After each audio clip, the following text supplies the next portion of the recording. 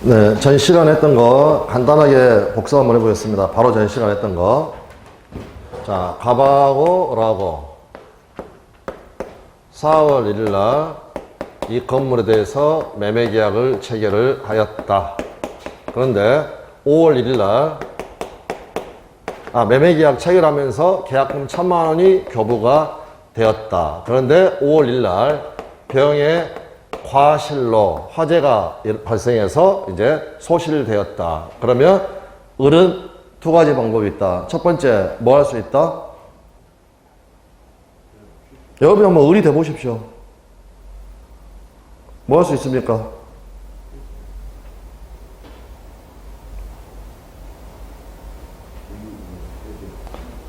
이때 나오는 용어가 뭐였습니까? 위험부당. 위험부당. 그래서 계약관계가 소멸하니까 뭐 하라고 할 수 있다? 1,000만 원 부당이득 반환으로 돌려달라.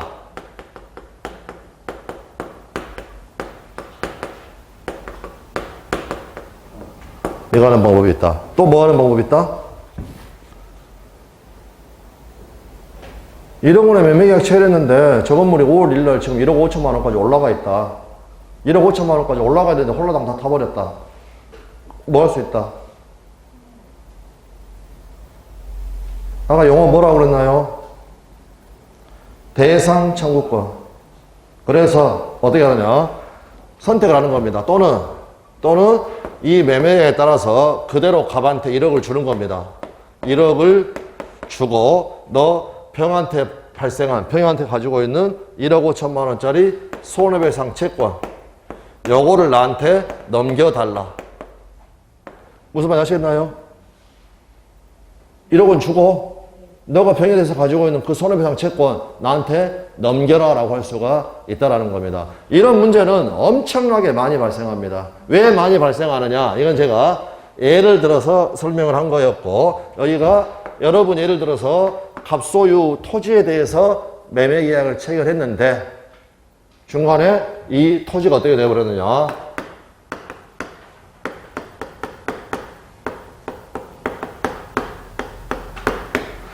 수용이 되어버렸다는 거, 수용이. 그럼 여러분은 선택할 수 있습니다. 선택할 수 있다. 만약에 지급한 계약금이 있다. 그 계약금 부당이득으로 반환해라 라고 주장할 수도 있고, 1억 원의 매매계약 체결했는데 보상금이 1억 5천만 원에 나온다고 한다.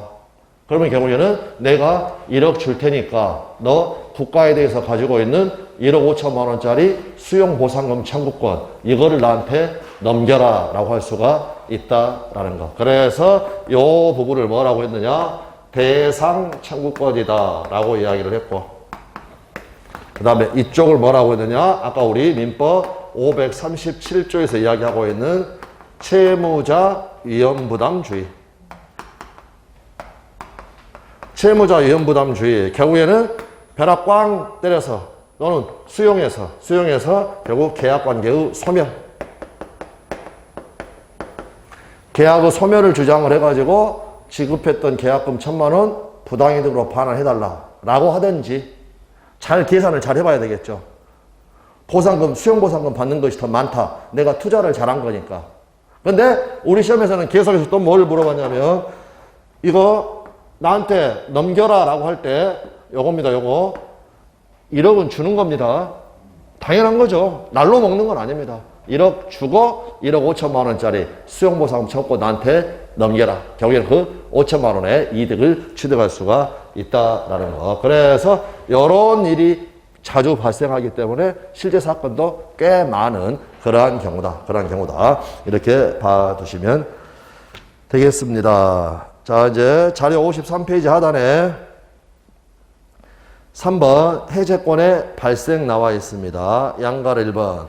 해제권은 그 행사로 인하여 계약의 운명을 최종적으로 결정짓는다. 일단 계약이 해제되면 이제 계약은 영영 그 효력을 상실하게 된다. 민법은 이와 같이 강력한 해제권의 발생 여부를 보다 신중한 요건에 걸리게 하고 있다. 결국 이제 최고가 필요하냐 필요치 않느냐 이 이야기로 들어가는 겁니다.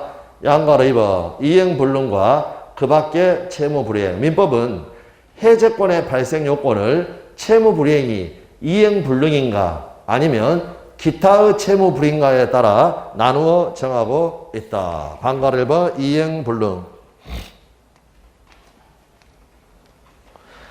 채무자에게 상당한 기간을 정하여 그 이행을 최고할 필요가 없이 바로 해제권이 발생한다. 아까 우리가 읽었던 민법 546조. 이러한 이행불능의 경우에는 채권자가 이행을 최고해 보아야 이미 이행할 수 없게 되었으므로 굳이 최고할 필요도 없을 것이다. 최고만 알아두지 마시고 이행기까지 기다릴 필요도 없다. 다음 자기 채무를 이행 제공할 필요도 없다. 세 개를 묶어서 기억을 해 두시라는 겁니다. 방가래 2번 그 밖에 채무불이행.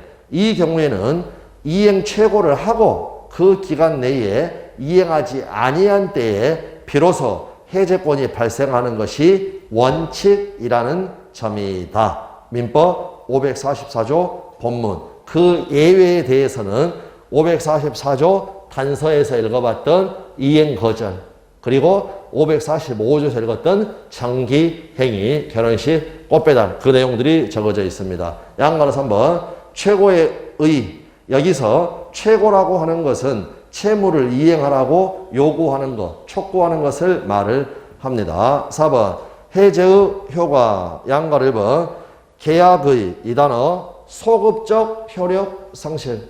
확인되셨나요?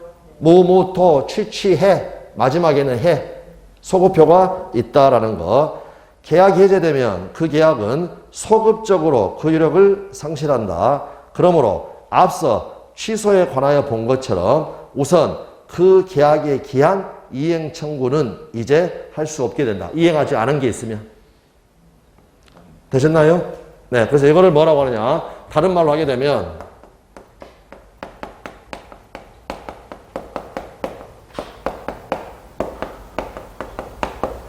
미이행 채무는 소멸하게 된다는 겁니다.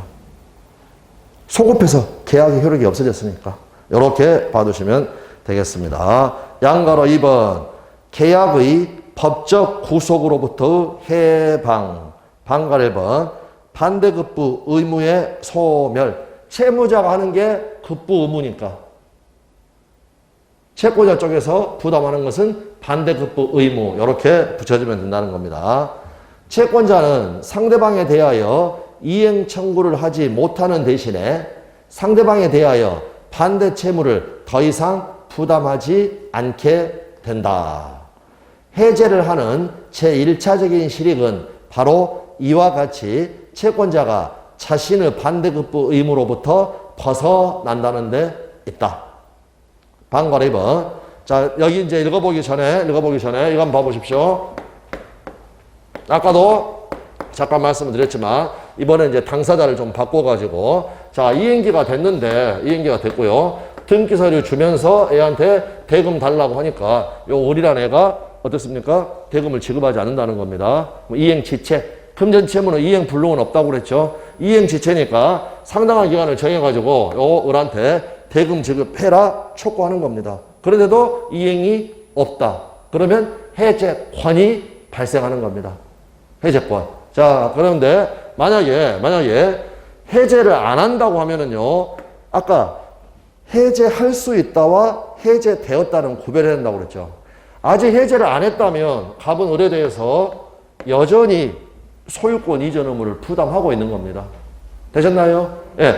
그 상태에서 병한테 만약에 이 녀석 돈도 안 주니까 병하고 매매하고 등기를 격려를 해버렸다. 이중 매매니까 원칙은 유효하니까 병은 소유권을 취득을 하죠. 근데 대부분은 갑은 쇠고랑을 차게 됩니다. 형법적으로는. 그 범죄를 뭐라 그러냐? 배임죄. 그런데 계약을 해제를 해버리면 이 계약의 효력이 상실됐기 때문에 더 이상 반대급부 의무, 소유권 이전 의무가 있다 없다? 없다. 그러므로 이제는 수갑찰 걱정 없이 다른 사람한테 재처분할 수 있다라는 겁니다. 그리고 우리 그 부동산의 역사를 보면 많은 경우에 토지 같은 경우에는 쭉쭉 가격이 결국에는 상승했죠. 그러다 보니까 대부분의 해제는요, 매도인 쪽에서 많이 이루어져 있습니다. 실제 사건을 보면. 왜냐하면 시간 줄줄 가다가 질질 가다 보면 좀 올라 있다는 거죠. 가격들이. 그래서 이거를 없애고 해방돼가지고 다른 쪽에 팔 수 있다. 쇠고랑 찰 걱정 안 하고 팔 수 있게 된다. 그게 바로 해방용 실익을 이야기합니다. 그래서 방가로 2번 재처분에 관한 이와 같이 채권자가 반대 채무로부터 벗어난다는 것은 그 채무의 목적물을 다시 처분하여도 되게 된다는 것을 의미를 한다. 예를 들면 부동산의 매도인이 그 계약을 해지하지 않고 이를 제3자에게 매도하였다면 그는 많은 경우에 형법상으로는 배임죄를 범한 것이 된다. 그러나 계약이 유효하게 해제된 후에는 그는 이러한 제재를 두려워할 필요 없이 아까 전에 이거를 수갑찰 걱정 없이 이 부동산을 제3자에게 다시 매도할 수 있다라는 것. 다음에 이제 5번에 해제의 효과로서 원상 회복이 나와 있습니다. 548점. 근데 여기는 좀 어려운 부분들이 있어가지고요. 어려운 부분들이 있어가지고 일단 이러이런 내용들이 있다라는 거 접해둔다. 그 정도 느낌으로 저희 만나면 됩니다. 548조 해제의 효과 원상회복 의무 1항 당사자 일방이 계약을 해제한 때에는 각 당사자는 그 상대방에 대하여 원상회복의 의무가 있다. 그러나 제3자의 권리를 해하지 못한다. 해하지 못한다는 말은 침해하지 못한다. 그 다음에 먼저 눈으로 확인해 두실 거 여기에 그러나 선의의 제3자의 권리를 해하지 못한다. 이렇게 안 적어져 있습니다. 그냥 제3자의 권리를 해하지 못한다. 오늘 우리 의사표시 규정에서 읽었던 건 전부 다 선의의 제3자에게는 무효를 주장하지 못한다. 이렇게 적어져 있죠. 여기는 지금 선이란 말이 없습니다. 근데 그거 먼저 조문에서 확인을 하셔야 되고요. 2항 전항의 경우에 반환할 금전에는 받은 날로부터 이자를 가하여야 한다. 이자를 가야 된다. 자, 그러니까 예를 들어서 이런 경우 있을 수 있죠. 아까 계약금 1,000만 원이 지급됐다라든지 지금 금전을 받은 게 있다라는 겁니다. 받은 게 있다. 그래서 갑이 이 계약을 을의 채무 불이행을 이유로 해제를 했다. 그러면 처음부터 이 계약은 효력을 상실해 버리니까 받은 돈 1,000만 원은 돌려줘야 되겠죠. 그거 돌려주려고 할 때 뭐 해야 된다? 받은 날로부터 이자를 붙여야 된다는 겁니다. 이자를 붙여야 된다. 일단 그 정도 봐두시면 되겠고요. 다음에 밑에 748조에가 부당이득 반환 범위를 규정을 하고 있는데 먼저 말씀을 드리면 이 부분은 저희 시험 범위가 직접적으로는 아닙니다. 아닌데 반드시 알아두셔야 됩니다. 왜냐? 이걸 출발로 해가지고 예외들이 나오니까. 그래서 먼저 말씀드릴 거 748조는 부당이득 반환 범위의 원칙을 적고 있는 겁니다. 원칙. 그런데 조문 읽어보기 전에 먼저 말씀을 드리면 원칙은 두 개로 나눕니다. 몰랐을 때하고 알았을 때하고 몰랐을 때는 좀 더 조문 읽어보겠습니다만 현존하는 이익만 남아있는 이익만 반환해주면 됩니다. 그런데 여기 악의의 경우에는 앞으로 이제 뭐라고 하느냐 이거는 3종 세트입니다. 조문을 보면 이익에다가 이자도 붙이고 손해가 있으면 손해까지 배상하라고 적어져 있습니다. 다시 한번 말씀드립니다. 748조는 직접적으로는 우리 시험 범위가 아니다. 우리 시험에 나오는 것은 이 원칙에 대한 예외들이 시험에 자주 나오는데 이 예외를 알려면 당연히 원칙은 뭐가 됩니까? 기본이 되어 있어야 이게 왜 예외인지를 알 수가 있으니까 수험상 아주 중요합니다. 자, 그래서 748조 거기 읽어봅니다. 수익자의 반환 범위. 자, 조문을 다 읽기 전에 1항 앞에는 뭐라고 적어져 있냐면 선의의 수익자. 2항을 보면 악의의 수익자라고 적어져 있습니다. 1항 선의의 수익자는 그 받은 이익이 현존한 한도에서 책임이 있다. 전존은 신경 쓰지 마시고. 그래서 이거를 현존이익 반환. 이양 아기의 수익자는 3종 세트라고 적어져 있습니다. 받은 이익에다가 이자를 붙여서 반환을 하고 손해가 있으면 그 손해까지 배상하여야 한다. 이자, 손해. 그래서 저는 이거를 3종 세트다라고 이야기를 하였습니다. 자, 그런데 이제 이에 대한 예외가 세 가지가 있고 우리가 알아야 될 게 시험에서 아주 많이 나오는 중요한 부분입니다. 중요한 부분. 그래서 이 예외를 반드시 기억을 하셔야 된다. 그런데 다시 한번 말씀드리지만 예외를 기억을 하려면 원칙은 기본적으로 알고 있어야 되고 또 우리 시험 범위에서 요 아기는 3종 세트라는 요 부분도 이미 기출이 되었습니다. 다른 쪽에서 잘 말씀을 드립니다. 그럼 첫 번째가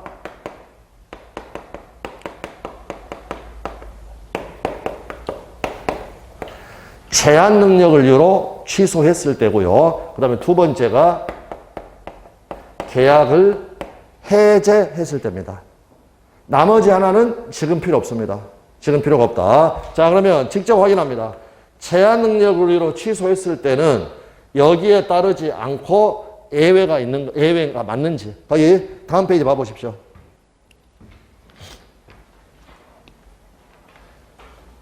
(141조) 취소 효과. 취소된 법률행위는 처음부터 무효인 것으로 본다. 처음부터 무효니까 이행하기 전이면 이행할 필요가 없고 이행된 것은 부당이득으로 반환돼야 되겠죠. 그럴 때 그 범위에 관해서 단서 보십시오. 다만 제한 능력자는 그 행위로 인하여 받은 이익이 현존하는 한도에서 상환할 책임이 있다. 다시 한번 제가 설명드리기 전에 이 단서가 748조에 대한 예외이라는 걸 여러분 느껴지시나요? 왜 예외입니까? 여기도 현존이 나와 있는데.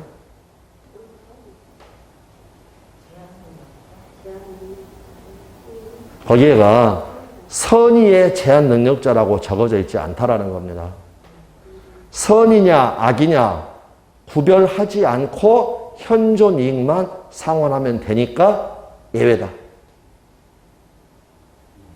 그러니까 틀린 질문으로 나온다면 계약이 취소된 경우에 악의의 제한 능력자는 받은 이익에다가 이자를 붙여 반환해야 한다. 이런 식으로 나오면 잘못됐다는 겁니다. 선의 악의를 구별하지 않고 제한 능력자는 무조건 뭐만? 현존 이익만. 그래서 예외다라고 합니다. 예외.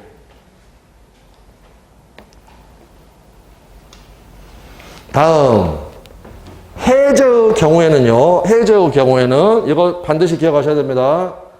해제의 경우에는 일단 이것도 안 나눕니다. 선이 악의도 묻지 않고요. 그 다음에 이것도 안 따집니다. 이게 현존 여부도 따지지 않고 이 단어가 핵심입니다.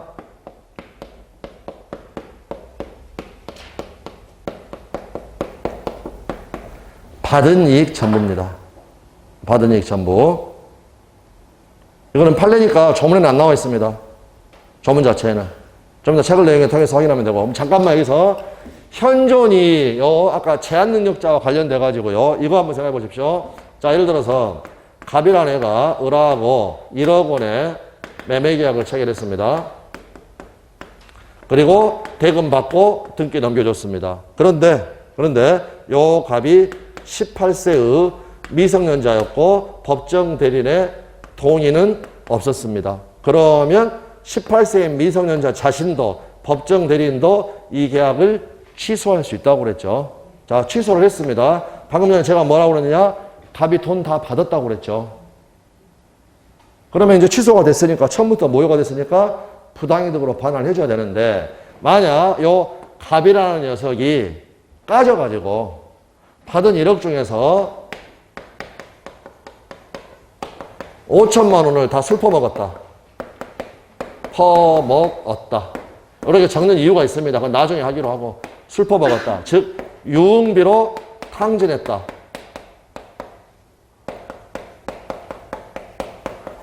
그럼 취소하고 나서 얼마만 돌려주면 된다? 현존 이익만. 5천만 원만. 되셨나요? 1억 원 다 술퍼 먹었다. 그러면은요? 안 줘도 됩니다. 땅은 받고, 이쪽은 등기 넘어갔다고 그랬죠? 부당이득으로 땅은 받고, 지는 줄 필요가 없다. 되셨나요? 뭔가 좀 아닌 것 같다? 아닙니다. 우리 민법은 제한능력자를 절대적으로 보호합니다. 제한능력자를. 그래서 제한능력을 이유로 취소가 되면 그거는 절대적 무효고, 절대적 무효고, 이처럼 선이냐 악이냐 이런 거 다 안 따지고 제한능력자는 무조건 현존이익만 반환하면 되도록 이렇게 해서 됐다는 거. 그런데 해제는 선이 악이도 안 따지고 현존하는지도 안 따지고 무조건 받은 이익 전부입니다. 받은 이익. 그러면 가령 돈을 받았다. 그럼 그 날짜부터 이자가 발생하게 되는 겁니다. 그래서 아까 언제부터 이자를 가사라고 적어져 있습니까? 법에. 해제한 날부터 옵니까 있습니까? 법에 뭐라고 적어져 있습니까? 아니 548조에 적어져 있었다니까요. 받은 날부터. 그래서 항상 거기를 읽으시면서 그래서 금전 반환의 경우에는 받은 이익 전부를 줘야 되니까 언제부터? 받은 날부터 이자를 붙여야 돼. 받은 날부터. 그럼 다시 한번 정리해 봅니다. 자, 예를 들어서 가박을 하고요. 1억 원에 매매 계약을 체결했다. 그 다음에 이제 5천만 원까지 받았습니다. 가령. 다음에 등기는 아직 안 남겨뒀지만 5천만 원까지 받고 인도는 해줬습니다. 이런 경우 있을 수 있죠. 네, 그런데 결과적으로 뭐 갑이나 을에 채무 불이행이 있었다. 이 계약이 해제가 되었다. 그러면 받은 이익 전부를 줘야 되니까 얘는 5천만 원 돌려주면서 언제부터? 받은 날로부터 이자를 붙여줘야 됩니다. 그 다음에 을은 요 물건을 지금 인도받았죠. 그러므로 차임상당액. 이거를 또 돌려줘야 됩니다. 이걸 돌려줘야 된다. 여기가 핵심. 받은 이익 전부. 너무너무 중요한 부분입니다. 그러니까 보십시오. 748조에 따르면 선의 악의도 나누고 선의는 현존이 악이면 3종 세트인데 해제로 가게 되면 이런 거 다 안 따지고 다 받은 이익 전부이다. 그래서 요 예외들이 아주 중요합니다. 예외들이. 근데 그 예외들을 이해를 하려면 먼저 원칙을 알아야 되니까 네, 봐두시면 되겠습니다. 자, 이제 그 밑에 내용 갑니다. 계약의 효력이 소급적으로 소멸되면 원상회복 문제가 제기가 된다. 즉 계약의 당사자는 각각 계약의 이행으로 상대방으로부터 수령하는 것을 부당이득으로 반환하여야 하는 것이다. 우리 부당이득, 계약이 무효, 취소, 해제되었을 때 발생한다고 그랬죠. 민법 548조 제1항 본문이 각 당사자는 그 상대방에 대하여 원상회복의 의무가 있다고 하는 것은 이를 말을 한다. 양가로 2번 원상회복의 범위, 특히 계약의 해제를 원인으로 하여 인정되는 원상회복 의무에 대하여는 몇 가지 주의하여야 할 점이 있다. 반가로 1번 먼저 무효, 취소의 경우 1번 원칙, 계약의 무효나 취소와 같은 원인에 기한 원상회복 의무 경우에는 일반적으로 그 반환 의무자의 선의 악의에 따라 반환 의무의 내용이 달라지도록 되어 있다. 즉 선의의 수익자는 받은 이익이 현존하는 범위 내에서 반환하면 충분한데 반하여 악의의 수익자는 3종 세트 그 받은 이익에 이자를 붙여 반환하고 손해가 있으면 이를 배상하여야 한다. 2번 예외. 제한 능력을 이유로 한 취소의 경우에 제한 능력자의 선의 악의를 불문하고 받은 이익이 현존한 한도에서 반환하면 된다. 반환한다. 다음 반가로 2번 해제의 경우. 작은 동그라미 1번 소리내서 한번 읽어보십시오. 뭐라고 적어졌습니까? 한번 읽어주시라니까요, 여러분. 아니요. 작은 동그라미 1번 제목. 받은 이익 전부. 이 단어가 중요하다. 계약 해제의 경우에는 선의 악의를 구분하지 않고 받은 이익 전부를 그대로 반환해 주어야 할 의무가 있다. 따라서 2번 금전 반환의 경우. 원상회 보고 내용이 특히 금전의 반환인 경우에는 그 받은 날로부터 이자를 가하여 반환해야 한다. 그래서 이걸 항상 받은 이익 전부하고 연결시켜서 확인하시라는 겁니다. 이 정도 봐주시면 되겠고요. 다음 양가로 3번 소급효의 제한. 원상회복의 의무는 제3자의 권리를 해하지 못한다. 이러한 규정은 다른 제도에 있어서도 발견이 되는데 이들의 공통적인 것은 한마디로 하면 소급효를 제한한다는 겁니다. 자, 그 말이 무슨 말인가는 계속 가봅니다. 6번 해제의 소급효. 매매계약이 소급적으로 효력을 상실하면 그로부터 구체적으로 어떠한 결과가 생겨나는가? 양가로 1번 아까도 잠깐 말씀드렸던 거 미이행 채무의 소멸. 아직 이행하지 아니한 채무는 처음부터 존재하지 않은 것으로 되어 이행할 필요가 없다. 양가로 2번 소유권의 당연복귀 생각나시나요? 말소등기 안 해도 계약이 취소가 되거나 해제가 돼버리면 소유권은 당연복귀됩니다. 이미 매수인 앞으로 소유권 등기가 이전되어서 그 목적물의 소유권이 매수인에게 이전되었다고 하더라도 그 매매계약이 해제가 되면 그 소유권은 애초부터 변동이 없었던 것으로 취급이 되어 줄곧 매도인의 소유로 남아 있었던 것으로 된다. 근데 핵심 키워드는 소유권의 당연복귀. 계약만 해제되면 봐주시면 되겠습니다. 양가로 3번 원상회복 의무. 매수인 명의의 소유권 등기는 말소되어야 하고 받은 물건이나 금전은 상대방에게 반환되어야 한다. 또 여기 아까 말씀드렸던 것, 만약 매수인이 그 목적물을 이용하였다면 부당이득으로서 그 차임에 상당하는 액을 반환하여야 한다. 다음에 이제 7번에 소급효의 제한. 아까 제3자의 권리를 해하지 못한다라는 거. 자, 거기는 미리 조금 설명을 드리고 말씀을 드리겠습니다. 아까 우리 548조 1항 단서에가 제3자의 권리를 해하지 못한다. 이렇게 되어 있었습니다. 그런데 요 제3자가 선이라고 적어져 있는 게 아니라고 그랬었죠.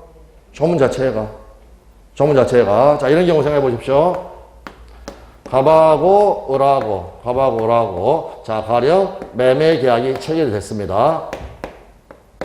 특약한 바가 있어가지고요. 만약 5천만 원까지 받은 상태에서 을 앞으로 이렇게 소유권 이전 등기를 넘겨줬다. 특약했다. 합의된 바 있으면 문제될 게 없죠.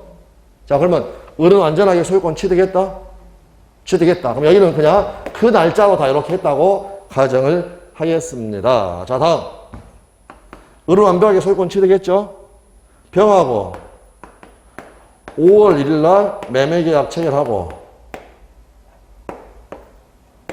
병 앞으로 등기가 격려가 되었다. 역시 병 소유권 취득했습니까? 네, 취득했습니다. 자, 그런데 6월 1일 날 을이 대금을 지급하지 않습니다. 이행지체. 따라서 갑이 상당한 기간을 정해서 최고했는데 5천만 원 지급이 없으니까 요 매매계약을 6월 1일 날 갑이 해제를 했습니다. 그러면 해제는 소급효가 있죠. 그래서 4월 1일자로 소급해가지고 이 계약이 없어져 버립니다. 4월 1일자로 소급해가지고 그냥 소유권은 얘가 처음부터 가지고 있었던 것으로 다루어진다라는 거. 그러면 이 소급표에 의해서 병의 소유권이 상실돼 버린다면 다시 4월 1일부터 소유권은 갑에게 있었던 것으로 다루어집니다. 그러면 을 역시 소유권이 없었던 것이 되죠. 소유권이 없었던 것으로 다뤄지니까 결과적으로는 병은 소유권을 취득한다 못한다? 못한다. 그러면 문제가 발생할 수 있는 거죠. 왜? 대금 지급은 지급이 을이 잘못한 건데 병이 잘못한 것도 없습니다. 그래서 뭐한다? 이 소급표를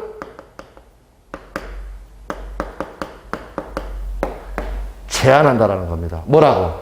제3자의 권리를 해하지 못한다고. 그러니까 병은 계약을 해제를 해도 보호가 된다라는 겁니다. 보호가 된다. 자, 근데 이 경우 한번 생각해 보십시오. 갑하고 을하고 4월 1일 날 매매 계약이 있었고 5천만 원 받고 특약한 바가 있어서 특약에 따라서 그 날짜로 이렇게 등기를 격려를 했습니다. 등기를 격려를 했다. 자, 그런데 을이요, 여기만 그냥 이행기가 더 빠르다고 가정을 하고 을이 잔금을 지급하지 않으니까 갑이 요건을 갖춘 다음에 요 매매 계약을 5월 1일자로 해제를 했습니다. 그러면 등기 명의는 을 앞으로 남아 있어도 소유권은 당연히 복귀가 돼서 누가 소유자다? 갑이 소유자다. 갑이 소유자다. 그런데 아직 말소가 안 돼 있기 때문에 을 앞으로 이렇게 소유권 이전 등기는 격려가 된 상황입니다. 된 상황. 그러다 보니까 을이 요 부동산을 병한테 매도를 하고 등기를 이렇게 격려를 해 줬다. 이 병은 어떻게 될 것인가? 자, 한번 봐보십시오. 병이 이 계약이 해제됐다는 것을 알았다라고 한번 가정을 해 보십시오. 해제됐다는 걸 알았다는 건 을이 소유자가 아니라는 걸 알았다는 거죠. 되셨나요? 그러면 해제된 것을 알고 매매하고 등기했다. 이 병이 소유권 취득한다는 건 말이 됩니까? 안 됩니까? 안 되죠. 그런데 이 경우에 만약 병이 이 해제된 사실을 몰랐다면 보호가 됩니다. 보호가 된다. 근데 이거는 판례에 의해서. 자, 다시 한번. 아까 우리 민법 548조 1항 단서는 선의 악의를 구별하지 않고 제3자의 권리를 해하지 못한다라고 적어져 있습니다. 됐죠? 자, 여기하고 여기 차이가 뭡니까? 여기는 선악을 불문한다고 그랬고 여기는 악의는 말 자체가 안 되고 선의만 보호가 되고 차이점이 뭡니까? 요걸 잘 기억하셔야 됩니다. 여기는 해제가 며칠입니까?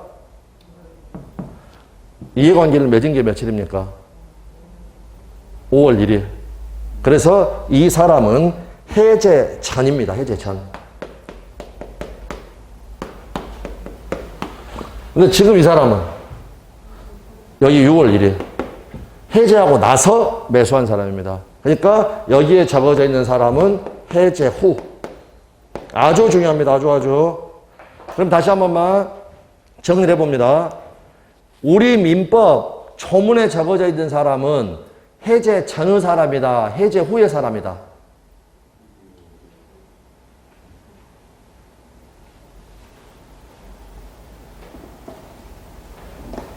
해제 전의 사람입니까? 해제 후의 사람입니까? 해제 전이죠. 해제하고 나서는 악의가 소유권 취득한다는 건 말 자체가 안 되는 겁니다. 말 자체가 안 된다. 그러니까 그걸 잘 기억하시라는 겁니다. 아까 548조 1항 단서에가 선악을 구별하지 않고 제3자의 권리를 해하지 못한다고 적어져 있는데 거기 적어져 있는 사람은 당연히 해제 전의 사람을 이야기합니다. 해제 전의 사람. 해제 전의 사람. 자, 이제 거기까지 말씀드리고 갑니다. 7번 소급표의 제한. 양관 1번. 여기서 제기되는 문제는 그렇다면 예를 들어 소유권 등기를 이전받은 매수인이 계약이 아직 해제되지 않고 있는 동안에 이를 제3자에게 매도하여 소유권, 등기를 이전하거나 저당권을 설정하여 준 경우는 어떻게 되는가 하는 것이다. 그 해제의 의사표시가 있기 전에 이미 매수인이 목적물을 제3자에게 양도하는 등의 처분을 한 경우에 계약이 일단 해제된 후에는 매수인의 처분을 소유권이 없는 자의 처분으로서 무효라고 할 것인가? 여기까지 이해되십니까? 만약 그렇다면 매수인으로부터 소유권을 이전받거나 저당권을 설정받은 자는 받은 제3자로서는 일단 유효하게 취득한 권리를 자신에게는 아무런 잘못도 없이 빼앗기는 결과가 되어서 부당하지 않을까. 이런 문제들이 발생할 수 있죠. 그래서 양가로 2번 제3자 보호 규정, 반가로 1번 민법 548조 1항 단서. 바로 이러한 의문에 답하여 민법은 계약의 해제가 소급표가 있더라도 그것은 아직 계약이 해제되지 않고 있는 동안에 취득된 제3자의 권리를 해하지 못한다고 정하고 있다. 이해되셨나요? 항상 기억하실 거, 조문에 적어져 있는 사람은 해제되지 않고 있는 동안에, 즉 해제 전에, 해제는 6월 1일이고 이 사람은 해제 전에 지금 등기한 사람입니다. 그걸 구별하셔야 됩니다. 반가로 2번 선의 악의의 불문. 여기서 주의할 것은 이 제한 규정은 예를 들면 민법 108조 제2항에서와 같이 선의의 제3자만을 보호하는 것이 아니라 그냥 제3자라고 정하고 있다는 점이다. 그러므로 예를 들어 위의 예에서 그 매수인으로부터 소유권을 양도받은 제3자가 그에 앞서 매매계약이 해제될 수도 있음을 알았다고 하더라도 여기 이해되셨나요? 지금 을이 요거 돈을 지금 못 주고 있다. 가로 보면 채무 불이행. 그러한 사실을 알았다고 하더라도 어떻다? 얘는 보호가 된다라는 겁니다. 그래서 다시 한 번만 매매계약이 해제될 수도 있음. 가령 채무 불이행 사실을 알았다고 하더라도 그가 취득한 소유권은 그 후의 해제에 의하여 영향을 받지 않는다. 반가로 3번 제목 소리에서 한번 읽어주십시오. 뭐라고 되어 있습니까? 해제 후의 경우. 이쪽으로 넘어가는 겁니다. 해제 후의 경우. 해제 후의 경우. 나아가 판례는 해제 의사표시를 하였으나 아직 매도인 앞으로 등기를 회복하지 않고 있는 동안에 매수인이 제3자에게 처분한 경우에는 그가 선의인 경우에는 보호된다고 한다. 되셨나요? 다시 한 번만. 자, 4월 1일 날 매매했고 5월 1일 날 해제했습니다. 소유권은 갑한테 당연히 복귀됐습니다. 근데 등기가 지금 을명의로 남아있다는 거죠. 을 앞으로 등기 있어도 갑한테 소유권 복귀됐습니다. 을한테는 소유권이 있다 없다? 없다. 없는데 등기가 되어 있어서 병이라는 사람하고 매매하고 병한테 등기를 했다. 병이 악이라면 보호된다는 건 말이 안 된다. 해제 후에 해제된 거 알았는데. 그래서 이 경우에는 어떨 때만 판례에 의해서 선의인 경우에는 보호가 된다고 한다. 8번 해제와 손해배상. 양가를 1번 계약이 해제되면 원래의 채권은 소급적으로 소멸하므로 원래의 채권의 변형 또는 연장이라고 불리는 손해배상 청구권도 역시 소멸한다고 보아야 하지 않을까 하는 의문이 든다. 양가로 2번 민법 551조 계약의 해지 또는 해제는 손해배상의 청구에 영향을 미치지 않는다. 우리 민법은 계약의 해지 또는 해제는 손해배상의 청구에 영향을 미치지 아니한다고 정하여 계약이 해제되더라도 손해배상은 여전히 청구할 수 있음을 밝히고 있다. 즉 해제는 그 전에 있은 채무 불이행으로 말미암아 이미 발생한 손해배상 청구권에는 영향을 미치지 않는다. 그러니까 계약을 해지하고 나서도 남아있는 손해가 있으면 당연히 뭐 할 수 있습니까? 손해배상을 청구할 수 있다. 그 다음에 위에 중요한 용어가 나와 있는데 여기서 지금 이걸 전부 다 설명드리기는 힘드니까 원래의 채권의 위쪽에 굵은 글씨로 변형이라고 되어 있죠. 네, 거기다 위에다 뭐라고 하나 적어두시냐면 전보배상.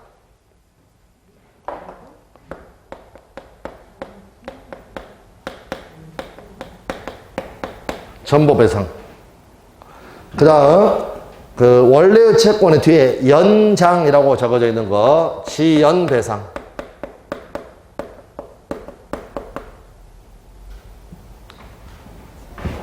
원래의 채권의 변형, 이게 전보배상. 전보배상은 이행에 가름하는 손해배상이다 라고 이야기합니다. 연장이라고 불리는 것이 지연배상. 지연배상. 그 정도 적어두시고 그 다음에 자세한 내용 설명은 1, 2월 달에 한번 그 판례랑 보면서 말씀을 드리겠습니다. 자, 여기까지 보시면 되겠습니다. 자, 수고들 하셨고요. 그 다음에 그 확인학습 통해 가지고 자기 거 만드셔야 됩니다. 되셨죠? 네. 자, 수고를 많이 했습니다. 감사합니다.